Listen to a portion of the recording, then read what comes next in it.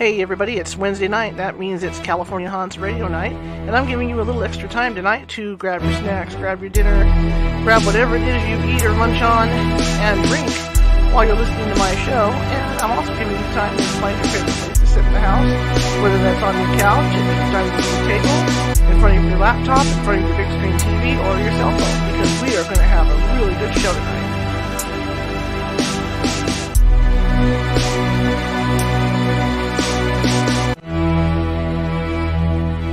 Hey everybody, it's Wednesday night. That means it's California Hans radio night, and I'm giving you a little extra time tonight to grab your snacks, grab your dinner, grab whatever it is you eat or lunch on, and drink while you're listening to my show. And I'm also giving you time to find your favorite place to sit in the house, whether that's on your couch, at your dining room table, in front of your laptop, in front of your big screen TV, or your cell phone, because we are going to have a really good show tonight.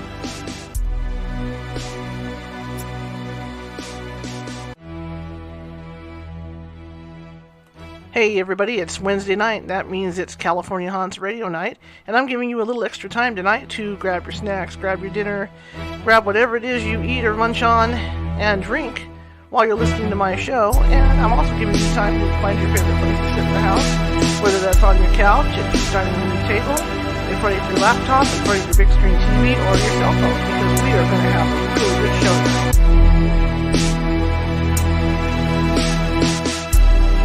Hey everybody, it's Wednesday night. That means it's California Hans radio night, and I'm giving you a little extra time tonight to grab your snacks, grab your dinner, grab whatever it is you eat or lunch on, and drink while you're listening to my show. And I'm also giving you time to find your favorite place to sit in the house, whether that's on your couch, at your dining room table, in front of your laptop, in front of your big screen TV, or your cell phone, because we are going to have a really good show tonight.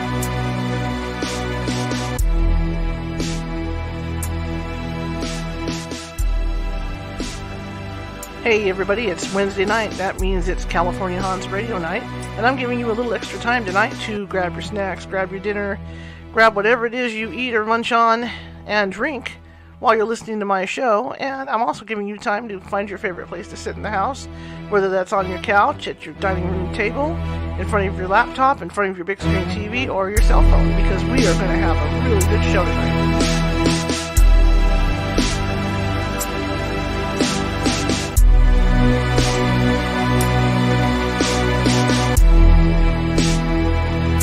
Hey everybody, it's Wednesday night. That means it's California Hans radio night, and I'm giving you a little extra time tonight to grab your snacks, grab your dinner, grab whatever it is you eat or lunch on, and drink while you're listening to my show. And I'm also giving you time to find your favorite place to sit in the house, whether that's on your couch, at your dining room table, in front of your laptop, in front of your big screen TV, or your cell phone, because we are going to have a really good show tonight. Hey everybody, it's Wednesday night. That means it's California Hans radio night, and I'm giving you a little extra time tonight to grab your snacks, grab your dinner, grab whatever it is you eat or lunch on, and drink while you're listening to my show. And I'm also giving you time to find your favorite place to sit in the house, whether that's on your couch, at your dining room table, in front of your laptop, in front of your big screen TV, or your cell phone, because we are going to have a really good show tonight. Hey everybody, it's Wednesday night. That means it's California Hans radio night, and I'm giving you a little extra time tonight to grab your snacks, grab your dinner, grab whatever it is you eat or lunch on, and drink while you're listening to my show. And I'm also giving you time to find your favorite place to sit in the house, whether that's on your couch, at your dining room table, in front of your laptop, in front of your big screen TV, or your cell phone, because we are going to have a really good show tonight.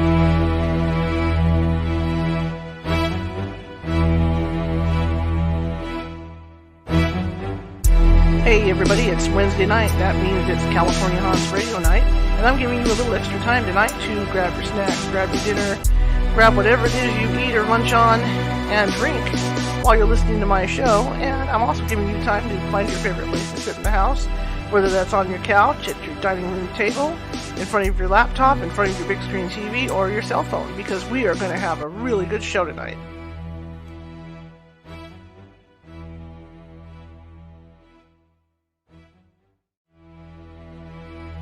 Hey everybody, it's Wednesday night. That means it's California Hans radio night, and I'm giving you a little extra time tonight to grab your snacks, grab your dinner, grab whatever it is you eat or lunch on, and drink while you're listening to my show. And I'm also giving you time to find your favorite place to sit in the house, whether that's on your couch, at your dining room table, in front of your laptop, in front of your big screen TV, or your cell phone, because we are going to have a really good show tonight.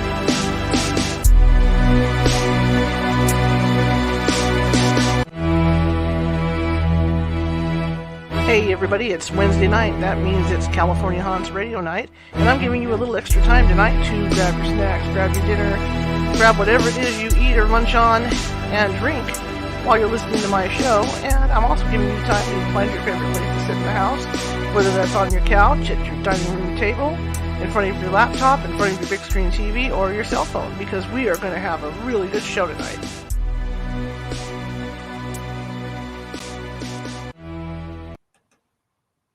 Hey guys, welcome to the show tonight. I'm Charlotte, your host, and this is California Haunts Radio, and this is the main voyage of our new Monday show that we've added on for Mondays and Wednesdays. Welcome, everyone. Hopefully you're getting all your snacks and everything together, because we are going to have a good show. I can't wait to talk to tonight's guest. My name is Charlotte, and I am the owner and the owner of the California Haunts Criminal Investigation Team. We are located up and down the state of California, parts of Washington, Oregon, and believe it or not, Hawaii. I want to get to Hawaii someday to investigate. Anyway, you can find us at www.californiahaunts.org. Everything's nonprofit. We do everything for free. So if you have a ghost problem, just let us know. In addition, we are working on some documentaries, and you're going to be seeing a lot of us coming up here very near future. Tonight we've got a great guest for you, and I'm really stoked about this. When I heard this, when I heard this woman on Coast to Coast AM, I was really impressed, and so that's why I wanted to get her on for you guys. And I'm just glad that, like I said, this is the Monday maiden voyage, and hopefully we'll have a lot of other voyages together. Now we're going to expand from one day a week to twice a week with this show. So things are looking up for us. And we are broadcasting via Facebook tonight, Periscope, and Twitter. And YouTube. That's right, YouTube. So we are broadcasting into 4 different locations tonight. So it's kind of fun too. And that's the first time we've done 4 locations.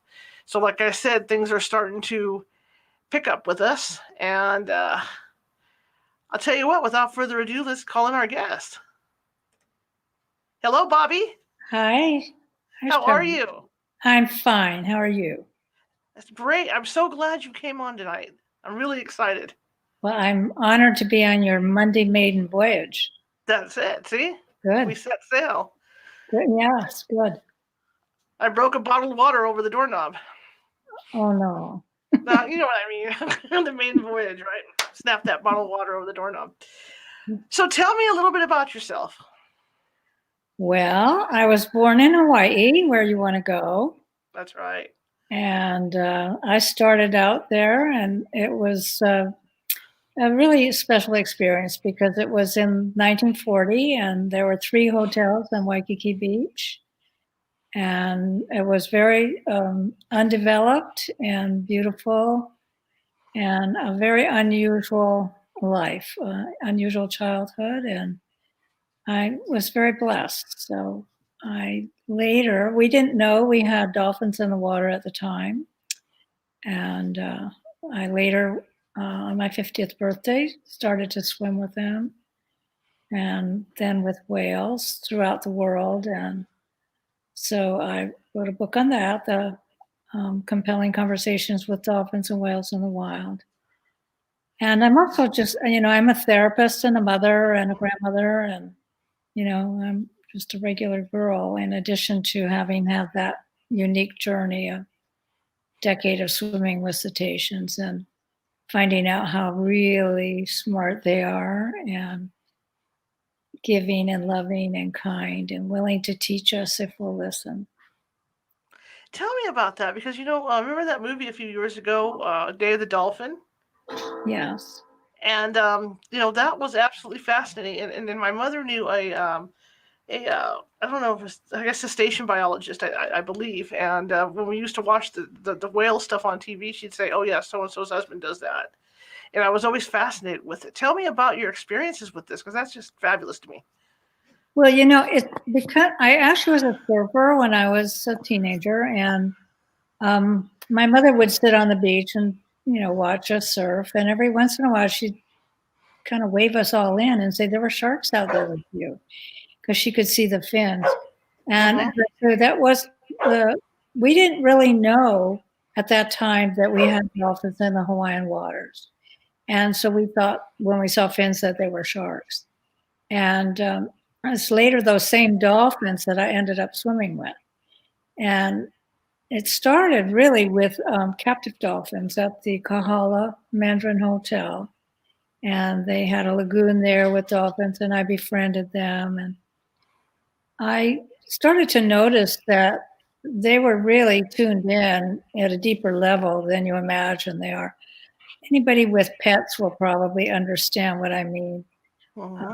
If you have tuned in to the heart of your pet, and your pet's really understanding you at a deep level and communicating with you and aware in a way that we often don't realize. It's the same kind of experience, but it goes even bigger because their brains are so large and they have so many convolutions in their large brains, and they just have so many abilities that are outside of our realm of ability and awareness. And so over the 10 years, I not only swam with them throughout the world, I took a lot of trips. I really started to seek them out when I realized, how unusual my experiences were. I started to really travel and seek them out. So I went to a number of different places where I could meet with them. And I just learned more and more through the 10 years. And they just surprised me so much with their healing abilities. They're really changing me. I feel they changed my DNA in many ways. They ping you with sonar, and people are healed in their presence. Very high, deeply depressed people come out of it after time in the water with them. So, and they're just really just kind and gentle and loving and playful and blissful. And the reason it's kind of interesting because when people see dolphins or think of them, they kind of get excited and really realize there's something magical going on. And the more I was with them, the more I realized the source of that magic. And it really is magic. They can carry you into a state of bliss just by being with them in a way that meditators seek. You'll seek it through meditation and getting into an altered state, a state of bliss. And the dolphins will just carry you there in a few minutes. So, do you think that because, like you say, their brains are so big, do you think that they have as much respect for us as we have for them? I think they probably don't feel in awe of us because their levels of understanding go beyond ours, but they are like gentle teachers. They're really able to embrace us and care about us and teach us. And they adore our babies and pets. If you bring a pet or a baby with you on the boat or music, you're almost guaranteed to have a visit. They really are just so loving. They really embrace us, and they seem to really want us to get it, that being loving and kind is really where all the magic is. Is that why? I know you're not psychic to actually communicate one on one with them, but is that why there's so many stories about a dolphin saving a diver or a swimmer from a shark? Yes, absolutely. They really do care about us, and they do a lot of rescuing. If they're in the vicinity, and you're in trouble, they'll definitely rescue you. I've been rescued a couple times by them. One was really a simple rescue. It was a group of us were in the water in the bay where we would meet with them in Makua on Oahu in Hawaii. And all of us had been swimming with them for a couple of years by then. And we just all knew at once that they wanted us to get out of the water. They got very quiet and still and were kind of herding us toward the shore. They wouldn't play. They weren't the least bit playful. And I thought, I think there's a shark in the water. And then somebody else said, I just got the message there's a shark in the water. And so we all cooperated and went to the shore. And then a lifeguard came down from the beach next to us and said, we had a shark in our waters and he's swimming in your direction. Just be aware.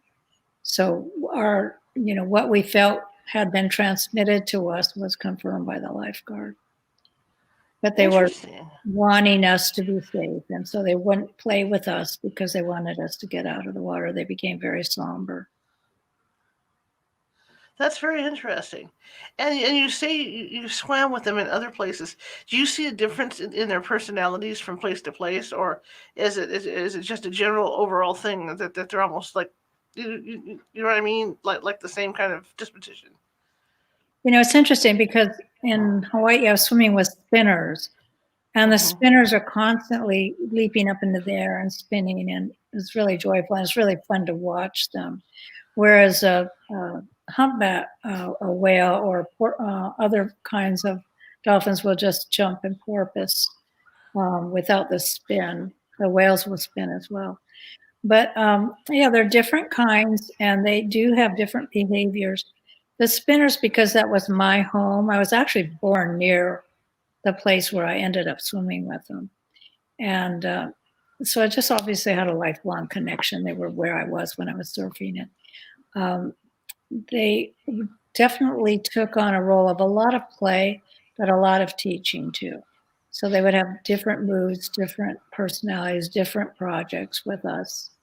And then when I went to Bimini as one of the more famous places of swimming with the spotted dolphins there, and some people call them the Tibetan dolphins because they're so friendly. They'll come and actually cuddle with you a little bit, whereas the spinners didn't. They didn't touch us, but they would come very close and gaze into your eye and go into an alpha state and take you with them into alpha. But the Biminis were just very. It's almost like you look at a golden retriever, or as opposed to a different breed.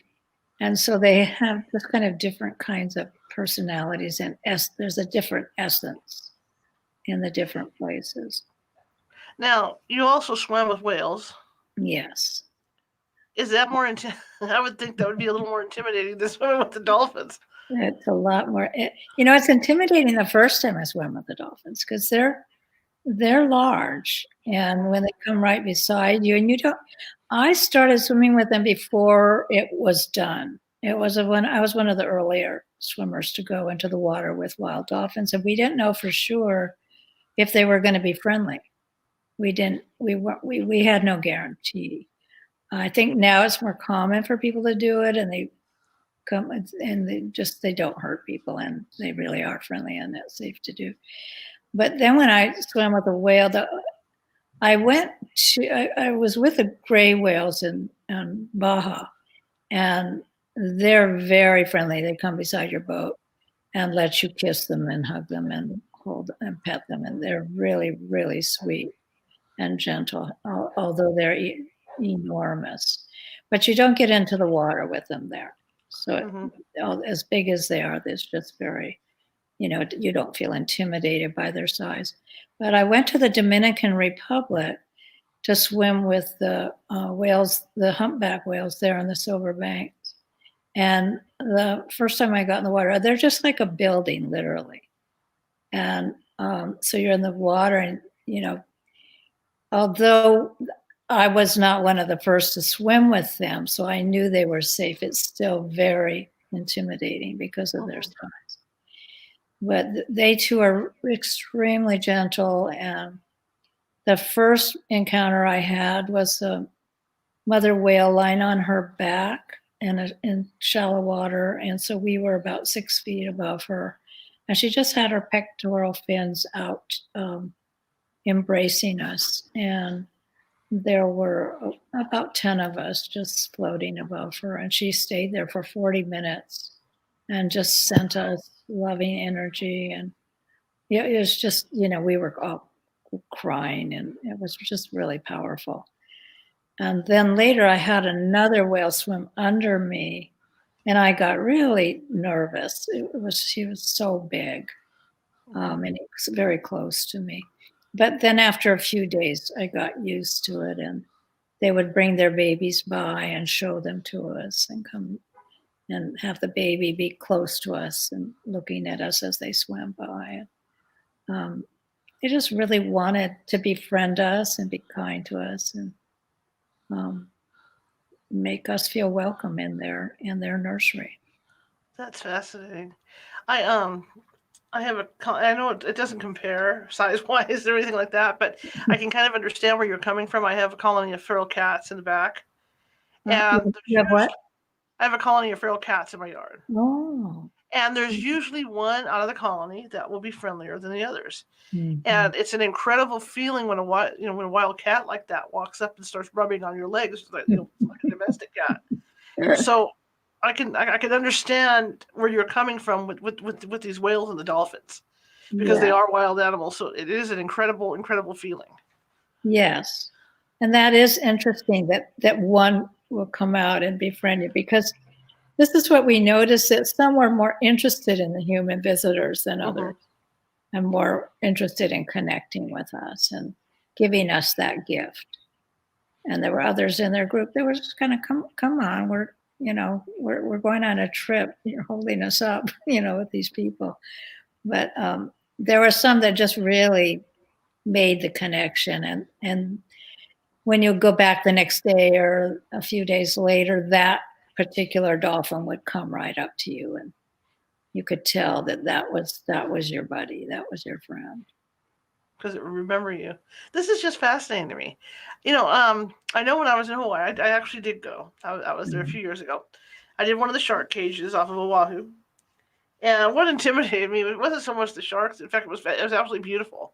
When the sharks came up, but as deep as the water is, and then to be out there with those animals, did that intimidate you at all? Because I mean, like you say, even the dolphins are a lot bigger than you are, and I mean, anytime that they could like dive under with you. Yes. That's interesting you ask, because I have a story in the book about that.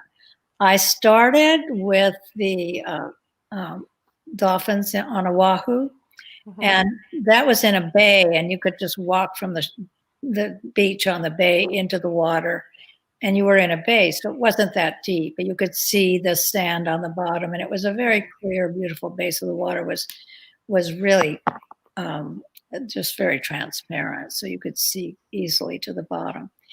And then I went over to the Big Island to swim with them, and I was on a boat, and we went out, and it was deep, and they had us just drop into the water. And it's interesting because I'm actually, I was a swimmer on the swim team. I became a lifeguard and a swim instructor, and I've been in the water all my life, and a surfer, and I panicked. It was so deep. And so I relate to what you're saying. I really had, I just really freaked out. I was shocked by myself. But what the dolphins did is they came and the group of them just came and got right under me. So it looked like a floor. And nice. And I got settled down. Yeah. So they really were sweet again. My dad always had a saying. He was in the Coast Guard, and he always had a saying that when you were out in the ocean, you were never more than a mile from land. You were never a mile from what? Land. Yeah. Because it was always below you, Yeah. That was always his thing about the ocean. Yeah. I'm just fascinated. I've always wanted to do something like that, but now with my health issues, I can't do that thing. But when I was a kid, that's what I dreamed of doing. Because, like I said, my mother knew that guy that did that, and I always thought, well, I want to be a biologist like that and swim with these animals and learn about them and whatnot. Have you had the chance to hang out with the humpbacks or anything like that, or it was just the great ones? On the Big Island, it's not legal in the United States to swim with them. That's why I went to the Silver Banks, because it's legal there. But if they come to you, it's not you pursuing them. Right. So on the Big Island, a few times they would come close to us. You could hear them singing and making sounds, so you knew they were there. But more often it was when we were still in the boat, they would come right up to the boat and actually turn over on their back and go under the boat. and blast you with energy, and you could really feel the energy. Some people felt like they had been healed after that, and one woman was vomiting after that. It was just so much energy. But the ones that I got to actually spend time with was the week I was in the Silverbank. I got to really be in the water with them, but not so much in the Hawaiian waters. Okay. I was just thinking of something else I read and watching this other TV thing I saw where this gentleman had I think it was a humpback that came right up to the side of the boat. And he was leaning over and he was looking at it and he said, when you look in the eye, there's intelligence there. You could just see that there's a soul there, there's intelligence there. Yes. Anybody who's had that blessing, it's interesting because my parents had a boat that they would go out in. They lived in Kaneohe Bay. They'd go out on the boat and then they'd go out. My dad loved to go out fishing. And my mom liked to go on the boat with him. And she said that the highlight of her life was they were out there once and a whale came right up to their boat and the whales looked at her. And she wasn't woo at all or into anything like that. And she just said that just wiped her out. It was really a big moment. Drain of energy. You got it. Yeah. That's really interesting. Really interesting. If you're interested in swimming with dolphins, if you get back to Hawaii, Eva is in a lagoon on the Big Island. Really? She's a captive dolphin, and she's a healer dolphin. And she was probably one of my main teachers. Because she lived for many years with her family before she was captured as an older dolphin. And so she knew the ways of the wild and didn't have the same, you could tell she just had the wisdom and understanding that went beyond a lot of the dolphins that had been born into captivity and didn't have the opportunity to be with their pods. The question I have is, swimming with them, making contact with them, do you think it's really, and I'm not trying to rain on anybody's parade, I'm trying to look at this from all sides, that it's a good thing, or does it make them more trusting of humans, which could be a bad thing? In my opinion, Charlotte, is that their intelligence is that they know what's up. If they don't want to be near a human, they go away. There are some stories of there was a man in the Dominican Republic who was stuffing a cigar down the blowhole of a dolphin, actually a famous dolphin named Jojo. And that dolphin killed him. And because he was going to kill the dolphin because that's their only breathing place. Right. And so the village wanted to actually destroy Jojo because of that, but the person who took him under wing got him saved. But they are not aggressive, but that dolphin did need to save his life. And they do the same thing with sharks, interestingly. They don't kill sharks if they're in their area, but they do escort them away unless the shark won't go and is being aggressive, and then they'll kill it. They're able to. Kind of like the stories of them. Excuse me. Kind of like the stories of them bumping the sharks when there's a swimmer in the water. Yeah, exactly right. So they know what's going on at a level beyond what we know what's going on, and so they're not endangered by an individual person in the water because they're in charge. They have more skills than any individual would have in the water. And they sense bad energy. I think if somebody was really evil, they would probably pick it up. But, you never, I don't know all the stories that I don't know. So I don't know. But I don't think they overtrust us. I think they understand who we are and our level of development. You talked earlier about knowing some of the recognizing some of the dolphins. Obviously, they would recognize you. Were you able to give them names? Did they have names already, or it was just a thing where you guys just went with them? In the wild, I never name them. Okay. I don't know if other people did. I didn't. I didn't even pay attention to their markings. It was just an energetic essence. It's like your feral cat. I mean, you know which cat's your cat. And it's not about the markings. So it's just as I always knew that I had one in particular that was my teacher in the wild, and I always knew when it was him showing up because they don't have a lot of markings like dogs and cats do. I mean, they're really pretty much all the same color and all the same shape, and they aren't all that different in their look.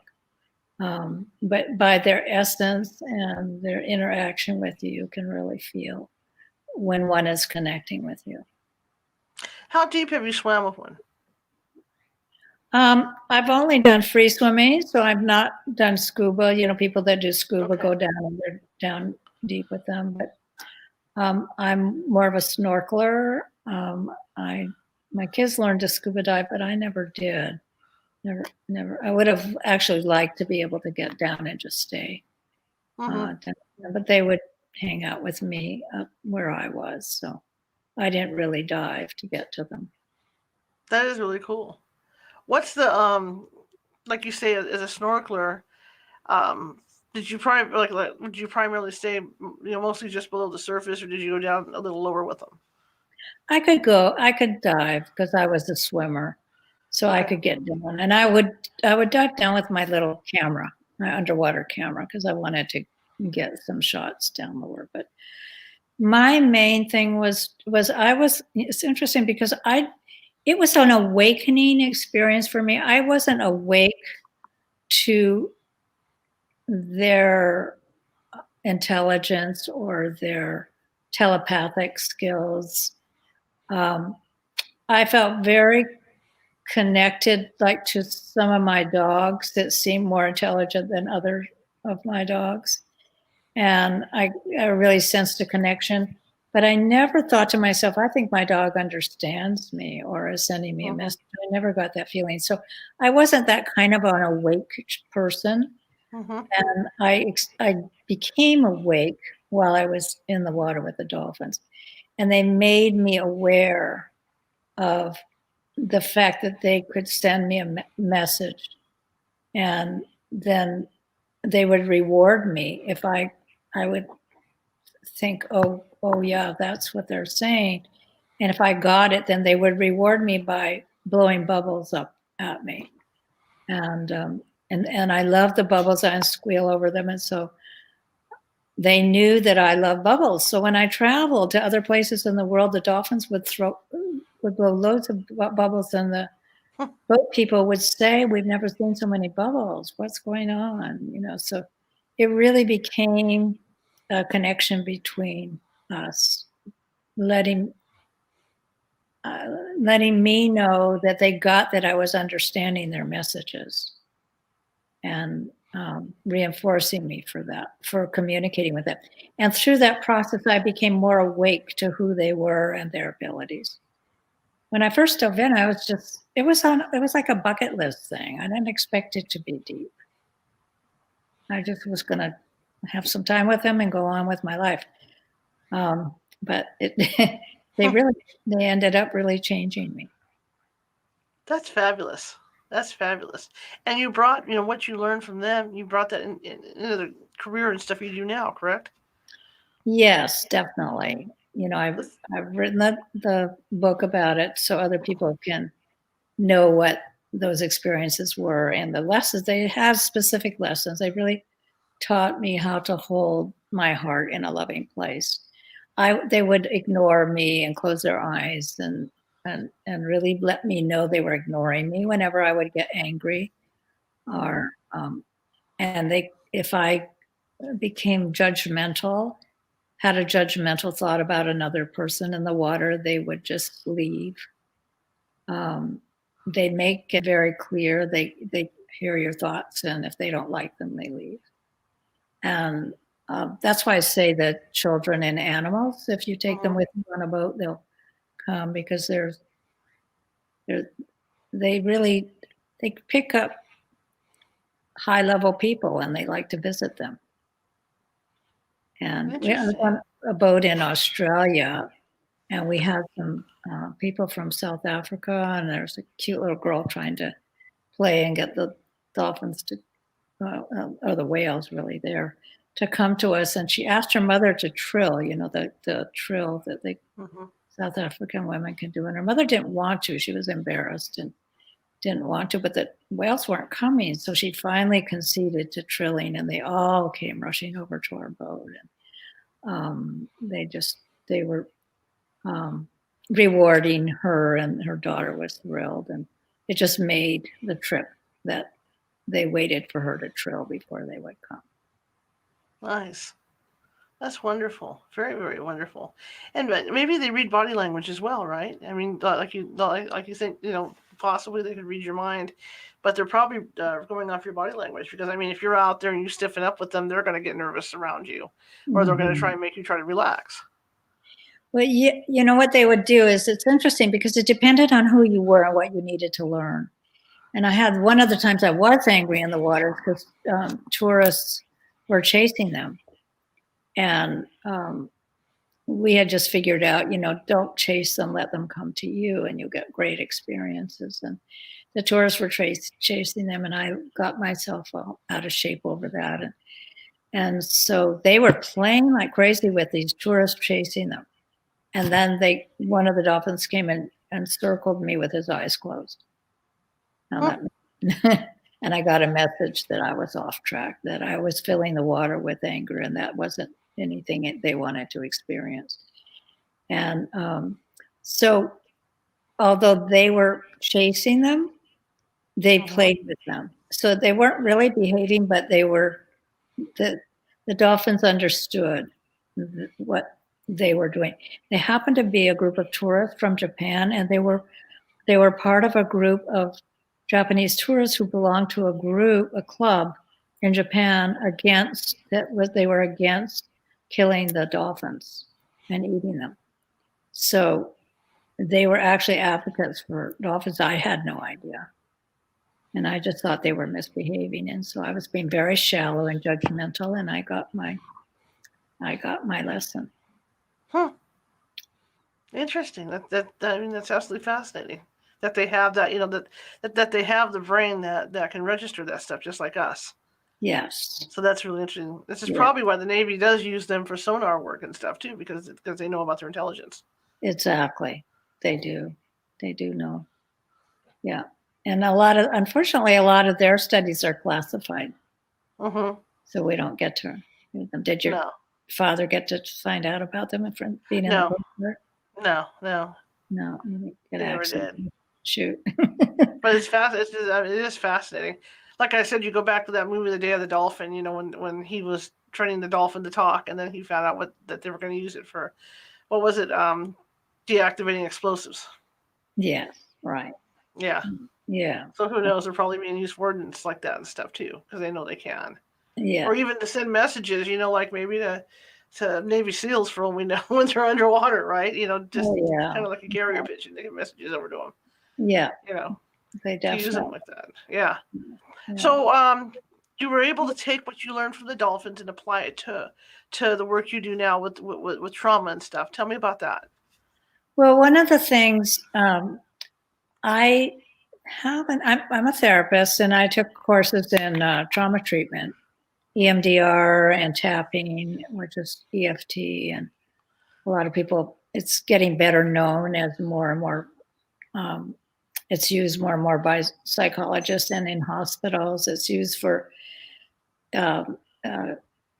traumatic events, such as 9/11. A lot of people went in and did trauma work with the people who experienced 9/11 and fires and different disasters, floods. And so what you do with tapping is the easiest one to explain for those who don't know, is you tap on meridian points in your body to release places that you're holding the trauma.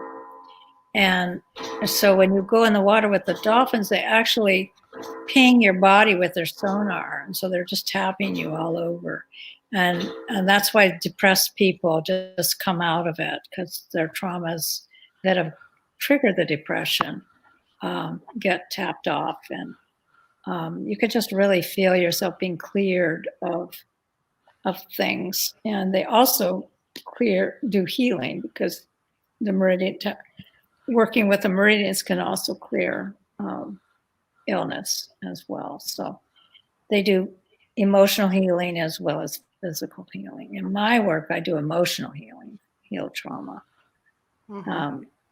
So I was able to use that. Who's doing that to my phone? Have you taken any of your patients out, to swim with the dolphins or anything like that as part of their treatment?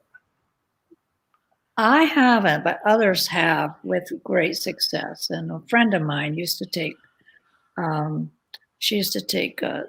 autistic children to the lagoon where Eva, the one I was telling you about, who's on the Big Island, if you ever want to swim with her. And so Eva would get so excited when my friend Terry would come with these children. She'd just get so excited and rush over and work with them. And she just was very excited about working with healing them. And there are a lot of studies, and you can search it out on the internet, of children who have spoken, autistic children who weren't speaking, who have spoken after being with dolphins, and usually in captivity where it's controlled for them. Yeah, they definitely can do therapy in that sense, that kind of thing. Yeah, because I was thinking like that, and some of the people that do horse therapy with kids. Yes, exactly. And they're really intelligent too. What this opened up for me is my awareness of how intelligent and telepathic all of the animals are. Really, all of them. Once that occurred to me, and I started to pay attention, I started to work with that. Whenever I'm at somebody's home and they have an animal, I just start chatting with them, and it's fun. It's really fun. And I have a couple of stories about what happened where their owners realized that I really had talked to their animals. But there are also some studies, and Sheldrake did some tapes of people's animals who, well, of course, if you've seen the tapes, they're humor tapes where they, as soon as the owners leave, they go run and get on the sofa and go steal the food off the counter and all those things. But they also pick up when their owner is getting ready to leave the office and come home. They'll get off the sofa, get excited, go run to the door and wag their tail. And so they have video of showing that.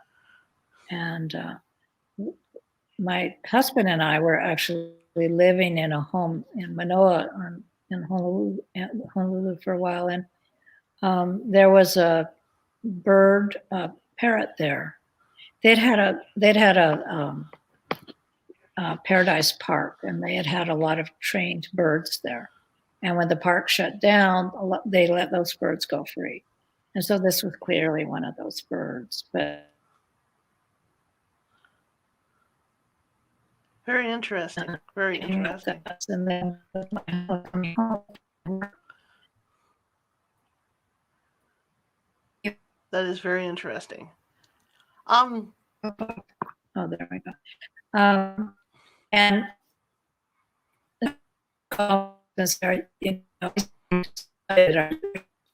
he said, I actually am walking out the doors.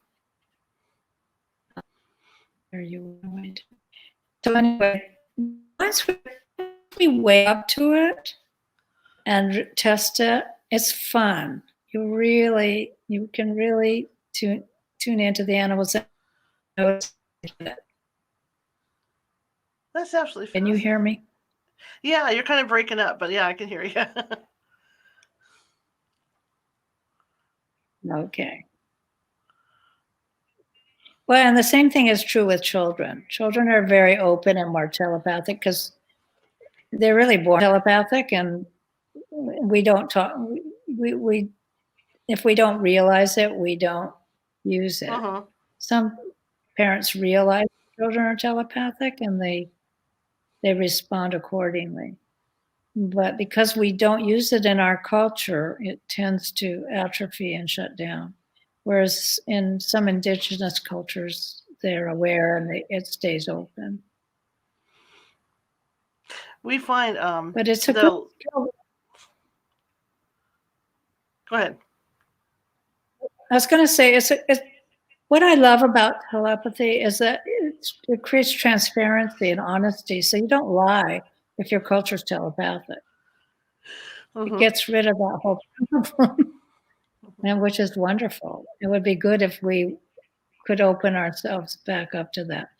And if if we have young children and they are telepathic, and we just keep honoring that, it keeps us all more clear and open and honest. So that's another way I use what I learned with the dolphins in my work, is that if you really want your life to work, being transparent and open and honest is the path. Being kind.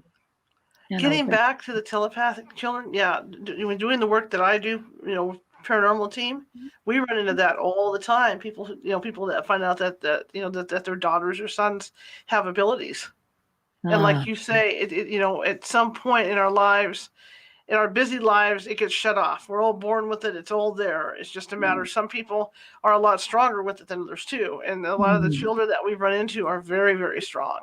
But it's hard because it does get kind of swept under the rug, so to say. Yes. As people get older. Yes. And then people are considered weird if they believe in it, which is even worse, so then they don't want to own it. But that's great. So when in your work, how do you work with that? Well, we usually have some people on staff that are sensitives as well. And so what happens is, because we know that the child is only going to get stronger, if they are already strong. So usually a person on our team will work with them through the different stages to get them through, because it can be really scary. Yes. For kids, because once you open the door, if you don't know how to close the door and to keep it under control, more comes in than you can handle. Yes. So it's a question of teaching them step by step how to control that. And sometimes it runs in families. So sometimes sometimes the mother will get involved too, and she'll take classes to learn how to control it, control her abilities and bring her abilities out so she can help her kids. Yeah, good. That's so everybody works together on it. Yeah. And it's harder in our culture because we haven't developed our hearts and kindness levels as much as when you're in the cetacean culture. They've developed that part of themselves. So it's not so scary to overhear everything and know what's going on, because it's kinder. It's not off track. So it feels safe. It feels like joy and bliss instead of dark deeds that you're picking up on. Dark hearts and dark deeds, more scary. In the work that you do you have any memorable cases you could talk about? I mean, you don't have to say names or anything like that. Just some stuff that might interest the audience. Let's see. Well, I've been in business for so many. I've been a therapist for 50 years, and that's part of why what I learned as a therapist, because I'm a child therapist as well as an adult therapist. And what I learned to do is listen deeply. So although I wasn't aware of the telepathic opportunity with animals, and I wasn't even thinking of myself as using telepathy, I was just listening with my heart and being a listener, a really quiet listener. So I listen deeply to people and to children and know what's going on and what they're feeling. I can pick that up. And this was different with the dolphins because they were teaching me things that were above my grade. So it was very different. I was the student, not the listener. They sent messages and I picked them up, and I got rewarded for picking them up, but I wasn't the messenger. I was not the teacher.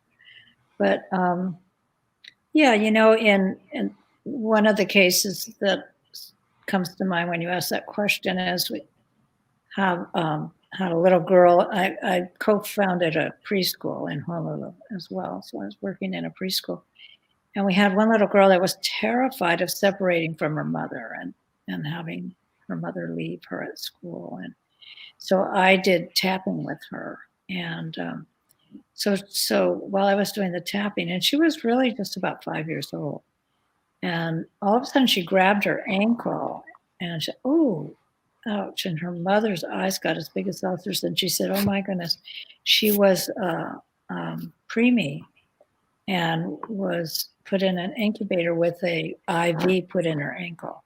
Mm. And so obviously she was separated from her mother as a preemie, and that had the pain in the ankle. So as we were clearing her fear of separating from mother, which is what was getting cleared, this first incident came up. So that's how you realize how you carry the traumas in your body as well as in your memory. So we store them emotionally as well as physically. Interesting. In our memories. So yeah, so it's interesting to see how that works. So when people are on the water with a pod of dolphins all pinging you, you're really going to get cleared. And and when we're getting cleared like that, sometimes the memory of what came up. See, the little girl just had the pain in her ankle. The mother had the memory of what it was. Mm-hmm. But sometimes when we're getting cleared through tapping and pinging, it'll just unravel the trauma for us really rapidly as it leaves the body. And when it leaves the body, it's just not there anymore. You can't even find it. I used to be terrified of flying for a while. I was flying I flew all the time, and then I was on a flight with after a really hard experience, and the flight just happened to get really bumpy, and I had this experience going on. So I was pairing the experience with the bumpiness, and then I became terrified of flying. And so and that was all trauma based. So I had to do tapping on myself so I could fly again. But I could feel when I was tapping, I had the memory of the trauma, and that's when I realized, oh, my fear of flying is connected to that trauma. I hadn't realized that before, because this all happened before trauma treatment became so well known. But interesting. It's very interesting. And it does. The tapping and pinging is interesting. And I think about the tapping and pinging because I know I've worked with psychics and shamans, healers. Mm-hmm. And they do that. They will do something similar to where they'll take their fingers and they'll run them across certain spots, for the chakra and all that. And I think that's part of it, to find those points where you have that heavy, where you're, I'm gonna say aura, has that heavy feeling. Yes. In order to remove it. And you do carry it in the chakras, exactly, and the meridians. Mm-hmm. So it's interesting because you touched right in the spots, because this is one of the major trauma spots right here, right between in the eyebrows and around here and in here. And it always seems the shoulders too. It's just like right up through here. Yes. Yes. Right. Yeah. Good. Fascinating. Yeah. Yes. Absolutely fascinating. Yeah. So, as you've done this for 50 years, you said? It's a long time to do this. Yes. I've been a therapist. I'm 80 years old. Wow, you don't look 80 years old. I get told that a lot. My husband and I were both in school together, so we're growing old together, and it's fun, actually. We're enjoying ourselves, and we're still so active.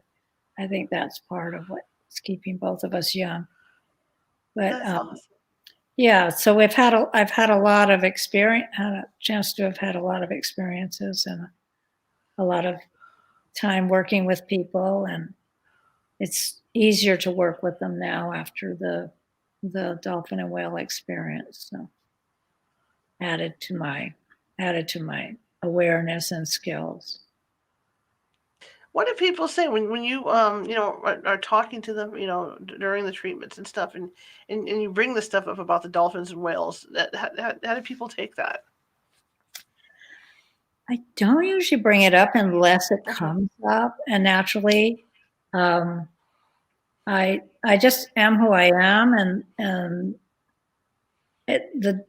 as a result of my time with the dolphins and whales, I became deeper, more conscious, more heart based, and so they come to share that energy with me. And Mhm. in the course of conversation, it might come out where I deepened that part of myself. I started to deepen that by being a child therapist. Mhm. When you're connecting with children, you get soft. It's like if you want to hold a wild bird, you get very soft and still and heart based. And so working with children brings that out in you. But the dolphins and whales were working with me, like the shamans and healers work with you. Mhm. So they carry you to the deeper place that you wouldn't have gotten without them. Oh, interesting. Yeah. That is interesting. Um, Tell me about maybe an adult patient that stands out in memory that you work with. Adult patient. I've had people that I was shocked how quickly they healed. My husband and I work together now, and we Mhm. worked with a woman who was she lived in our neighborhood actually, and she heard we were therapists, so she came over because she was terrified. She was in a state of high panic, and so she came over, and so we both did tapping with her, and she settled down, and she said, I've had this for like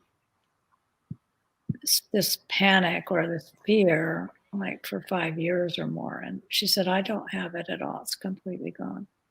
So that was memorable. Another one that was memorable is we were helping a man because his neck was stiff. And Mhm. he just wanted us to, he knew that we did the tapping. We had been working with him and his wife before. So he wanted us to help with a stiff neck. So we were working on that, and he stopped stuttering. And he had been a very strong stutterer. And so the stuttering was connected to the neck because the reason his neck was sore is had a tick of doing his neck. So it seemed like the stuttering and the tick were connected in the same kind of network, that neural network. Mhm. And so that stopped. Um, Interesting. yeah, there've been a lot of interesting people and cases. What do you say to people that want to get out there and we'll go back to the dolphin thing and want to swim with these animals? What do you suggest? Do they go out with the tour boat? Um, do they go by on their own and hope they come in contact, or what do you say? Well, if they have access to water and they're just in an area where the dolphins and whales are there and they're good swimmers, they can do that on their own. It, as a lifeguard, I strongly recommend you don't go alone. Mhm. Um, that you always have a swimming buddy and a plan. I mean, you don't get yourself in a situation where you're not safe because you wouldn't be safe whether the dolphins are there or not because you're Mhm. swimming out too far. You're not that good a swimmer, something like that. But the I in the book I have the compelling conversations with dolphins and whales in the wild. In the back of it, I have the names of people who take you out on tours and boats. Um, One of them goes to Hawaii. She's in California. She also goes to Bimini. She goes to Tahiti, and so she has groups in in all these wonderful places. Um, and there's another one that works out of the Big Island of Hawaii, and then another tour group that works just in Bimini. That's where the Tibetan, I call them the Tibetan spotted dolphins, the really extra friendly ones. So yeah, and so they're definitely good boat people will really help you connect. I have another referral that I put in there, the people that I would go out on the boat sometimes in Hawaii, although I went straight off with the bay, I also went in their boat. And I think that's the best way to start if you don't really know your water or your area, because water, if you don't know your water, you don't want to go in, because you get tides and all kinds of things going on that, you really need to know what you're doing. Well, you have this book out about the dolphins. Do you have any other books out? Yes, I have a Parenting Parachutes for Parents that I'm revising. Okay. And my husband and I have Settle for More, which is a partnership book. And that we're revising. We're at the point in our lives where we're revising all of our books. So the dolphin one, I did just finish the revision of it. This was a revision, this new one. Tell me about the other two books. The parenting book is the program that I helped co-found in Hawaii. It's a very popular preschool because the kids are so loving and kind. And what happened is the way we work with them, their IQs were off the charts. And we know that because in Hawaii, there really are a lot of private schools. And so they have IQ entrance exams because they have so many people waiting on the list to get into them. And our kids just went off the charts into the superior range. In fact, they came to our school to study what we were doing, to see what we were doing to create that. And they were also the most cooperative of the kids there that they got. And so we just have a really loving program that we don't get angry at kids, but we're very clear about boundaries and how to hold them and how to raise really sweet, loving, kind children. But the reason their IQs go off the charts is because we do a lot of asking them, if you end up, you had to leave the game because you weren't playing in a kind way. And then when they're finished, we finish the game and they can come back. We talk to them and say, why weren't you playing the game? We ask questions. We don't just bring them back. We say, why weren't you playing the game? Well, I was throwing all the pieces around, having a fit that I couldn't be the boss or something. And so we said, what were you hoping would happen when you did that? And, they had to think about that. And then how did it work out for you? And, and then we don't make them promise they won't do it again. We just help them see what the impact of their behavior was for them. And there's no scolding, there's no anger. It's just we let them learn, but we don't just assume they're learning from it. We actually pull it out of them. And we do a lot of just pulling I have something I call it, just think of children as just being a kind of a big top hat. And then you pull the scarves, they'll tell you a little bit of something, you pull a little more. You take what they told you and pull on it a little bit, and it's amazing what's inside them. They're really brilliant, but we tend to talk at them instead of listen to them and pull out what's in there and value it and care about it and listen to it. And so they get very smart when they feel free to share what's in them and they realize you're interested, and you have really deep, good conversations. Just they get very real, and in the process they get very smart. Interesting. And the other book? The one my husband and I wrote was Parachutes for Partners, and we had a crush on each other for one day, in junior high. And then we each went our way. He has 2 other marriages. I had 1 long marriage. And we were free and ran into each other at 60. And so we used that time to get together. And so we've been together 20 years. And I consider him my soulmate. You know, that I wasn't ever using that term before. I thought it was kind of silly until I actually ran into him. And then I really realized, you know, this is it. But we also realized we had to keep being kind to each other every single minute to keep it special. And so that's the point of our book, is it's just, you never stop being kind, and you don't just kind of build up cases against your partner in your head that it's a very common thing that people do. And so they end up just, you know, not liking each other because they're just busy telling themselves stories in their head about how the other person could be better and behave nicer or whatever, instead of tending to their own behavior. So we just really make people aware of how easy it is really to be kind in every moment if you make a commitment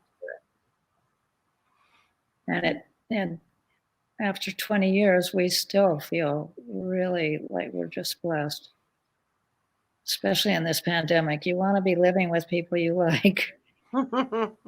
You know? Being locked up all the time, yeah. Here's a question, since you're a therapist. Have you gotten more requests for services since the pandemic? You know, we have. It's really the issues that they had really dealt with before the pandemic. Okay. You know, they were always there, but then it just prompted, you know, using the time to get the help. So, because you think because they're locked up more together, you know, all that stuff would start. But like you say, the stuff from before would really start bubbling to the surface. Yeah, absolutely. If you haven't fixed the way you're interacting, and you're together all the time, and there's not much escape from each other, you really want to fix it. There've been a lot of divorces since the pandemic because of, you know, people realizing they don't like who they're living with.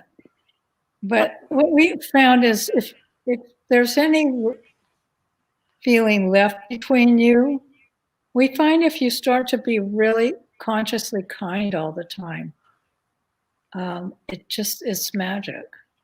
Kindness is a magic tool, it really is. Cool. How do people reach you? How do people get your books?